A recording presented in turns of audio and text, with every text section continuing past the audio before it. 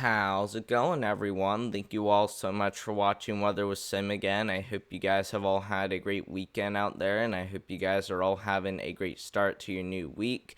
And today is March 9th, 2025, and in today's forecast, we are going to be talking about a huge storm that's going to be coming to the United States as we get into the end of this week, especially on Friday and Saturday, and this is going to be bringing a lot of impacts, as not only could we be seeing the potential for widespread, significant severe weather across much of the central and eastern United States, but we could also be seeing the potential for higher wind gusts with this storm, especially if this low were to strengthen with the storm, which would cause some more widespread wind gusts between 50 to 60 miles per hour, kind of like what we've been doing with over the past couple of days. If you remember that last storm, we could also be seeing flash flooding, as the storm system is also expected to contain a lot of very heavy rainfall with it. So we will need to be watching all that very closely, especially as we get into the very end of this week. But let's first start off by going over the severe weather threats. This just goes to show you that we already have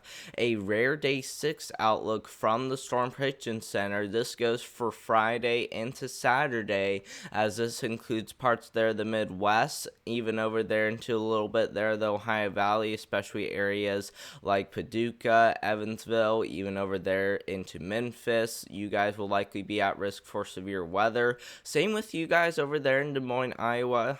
You guys will likely be at risk for severe weather with the storm system. I'm also expecting Springfield, St. Louis, even over there into Little Rock, Arkansas, northern Mississippi, even over there into northern and central Louisiana, and as well as parts there of eastern Texas, to all be at risk for severe weather as we get into the end of this week, especially on Friday. And I do expect the storm to continue to bring some major impacts even as it heads over there towards Mississippi, Alabama, Georgia, and as well as parts there of southern Tennessee as we get into Saturday, which will be at the very end of this week. So we need to really be keeping an eye on the storm system very closely, as the Storm Prediction Center is already very confident about severe weather, and we will talk about why in just a moment. But it is something to really keep an eye on very closely, as I'm expecting all hazards, including damaging winds,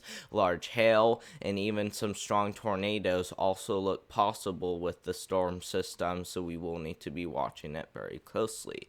Now, let's talk about what the storm system will look like as it rolls on through, because we are still dealing with a little bit of isolated severe weather down there in the deep south, but it's nothing major, so that's why I didn't have to show it to you guys, because we're only expecting a little bit of isolated large hail and damaging winds down here in the deep south with the storm system. So nothing crazy, maybe be a little bit cautious, but other than that, we're not expecting anything significant down there in the deep south, as the threats during the next couple of days are going to be very marginal with that storm. We do have another storm system, though, as we are going to be seeing the potential for a major severe weather event, guys. Now, like I said when we showed you guys this, look at this. This includes a lot of the Midwest, heads into the Eastern Plains, and even includes a little bit there of the Western Ohio Valley.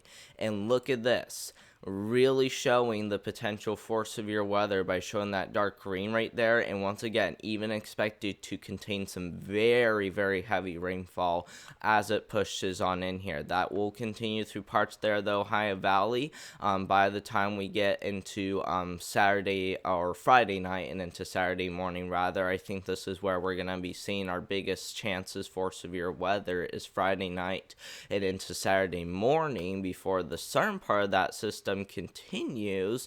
While on the northern part of the system, I think we're going to be seeing some very heavy rainfall, and I still expect some of that to be severe with damaging winds, some large hail, and perhaps even a few tornadoes. So something to really keep an eye on closely as we get into Friday and Saturday of this week, before it starts to, die down, but it will still bring a little bit of rainfall to parts there of the East Coast, and perhaps some strong winds, before even another storm system starts to roll on in here as we get into Wednesday, March 19th. And this this is kind of looking concerning as well. Now, this storm is about 10 days out from now, so it's going to remain just as uncertain as what this storm system was when we looked at it about 5 days ago, but it's still a possibility that this storm may contain some thunderstorms and perhaps some severe weather, so definitely something to keep an eye on there as we get into March 19th. But we could also be seeing even some more storms rolling through. It's just that we're really far out, so we can't really say exactly if this storm is going to be bringing anything severe or not. But the least I can say, though, is that this will still bring some big impacts, so definitely something to watch for even as we get closer into the end of March. Let's now talk about why we are experiencing severe weather. I'm sorry about that, guys. I didn't mean to do that, but we will be tracking some high amounts of energy. As you can see, we're going to be seeing some very high amounts of energy surge on in here as we get into Thursday, March 13th, with the potential for widespread severe weather. And I meant to say Friday, by the way, but for Friday and Saturday, we really see this really start to ramp up. Okay, Friday night and into Saturday morning, like I said, I think this is when we're going to be seeing our biggest chances for widespread severe weather as it continues to push eastward, and this could even bring a little bit of isolated severe weather to parts there of the East Coast, maybe even as far north as New England if we do get enough of that moisture up there. But from what we're seeing right now, I think the severe weather threat will be dying down, but we'll still have some chances for isolated thunderstorms along the East Coast as we get into the beginning of next week, which will be about 7-8 days from now. But something to really keep an eye on, especially as we get into the very end of this week, like I said. And of course, those dew points will also be very high. 60-degree dew points can be expected as far north as the Laurel Ohio Valley, and those dew points even continue east, where we might actually need to watch for a little bit of severe weather up here in New England, because we're looking at Cape values around 100, 200 joules per kilogram, bringing chances for isolated thunderstorms. But we will also have about 50, 60-degree dew points and maybe even a little bit of wind shear, so that will be something to watch for. I don't think it's a guarantee with the storm system, but something to watch for, as we'll still have some moisture up there from the leftovers of that storm. And then once again, maybe even another severe weather event rolling on through as we get into Thursday, March 19th or Thursday, March 20th. And so we will need to be watching it very closely, as I do think we could be seeing another one as well. Let's now go ahead and look at our total rainfall. And as you guys can see, with our total rainfall, we are expecting some very high rainfall totals across the East Coast and as well as the South and Southeast, with rainfall amounts of around 2 to 4 inches expected. But even over here across the Pacific Coast, look at that, very high rainfall totals looking possible anywhere from San Diego all the way up there into Washington, including the Seattle region, where we might be seeing even isolated higher totals up to 4 inches. But if we compare this to the GFS model wants to bring chances for flash flooding not only a little farther west, but also a little farther north, by even showing a strip of around 3 to 4 inches right there, heading from northern Indiana all the way back down there into Tennessee, Alabama, Mississippi, Arkansas, Louisiana. So a little bit of a different scenario with the GFS model, but I still expect this to be very concerning, though, as even if we don't see a lot of rainfall, flooding is still possible, as you know, the rainfall is expected to fall so hard it will be very hard to soak up the soil with this next storm, which, like I said, will be at the very end of this week. And of course, for those winds will also be very strong as well. You guys can see that the storm may be capable of producing winds between 50 to 60 miles per hour across the Midwest, Great Lakes, Ohio Valley, and as well as parts of the central and northern plains, before even another big round of strong wind gusts rolls on through as we get into Sunday. of next week, which once again will be about 7-8 days from now, and this will be, pretty concerning. Even Northern Ohio might experience some strong wind gusts.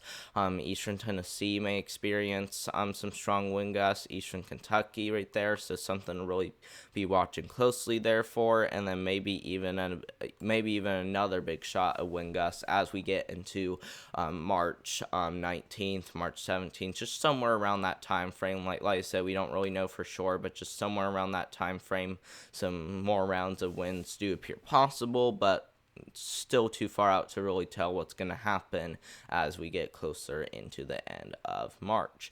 But thank you all so much for watching. I hope you guys enjoyed today's video. Make sure to subscribe to the channel, as we will be here on this channel to keep you all safe and prepared before and after big storms roll on through. And once again, I will try to be live when I can go live, and that doesn't mean I will be live for all of it, as I am busy most of the time.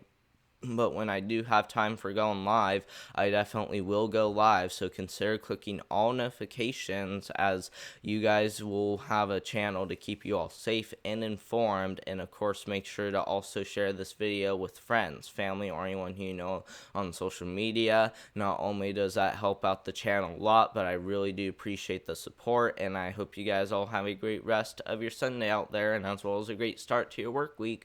And I hope to see you all on the next one. Thank you all so much for watching, and goodbye.